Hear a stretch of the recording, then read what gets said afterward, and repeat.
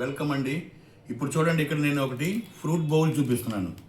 ఇది మార్కెట్లో చాలా కాస్ట్ పెట్టి తీసుకొచ్చారు. కానీ దీంట్లో ఉన్నటువంటి దీని ఏంటంటే పైన దీంతో ఫ్రూట్స్ అన్నీ పెట్టేసి దీంతో ఇలా సీల్ చేస్తారనమాట. అంటే మనము దీన్ని లోపల ఎటువంటివి పెట్టారో కూడా మనకి తెలియదు అనమాట. తీసిన తర్వాత ఇట్లా పైకి చూస్తే మాత్రం చాలా బ్రహ్మాండంగా ఉన్నాయి అన్నమాట ఇట్లా చూస్తే. కానీ వీటిలో ఇదంతా పాడైపోయి ఉన్నాయి అన్నమాట. ఇది వన్ డే అనమాట, ఒక్కరోజు అవుతుంది వీటిని తీసుకొచ్చి. అలాగనే ఈ దానిమ్మకాయలు అయితే ఇలా ఎండిపోయి ఉంది.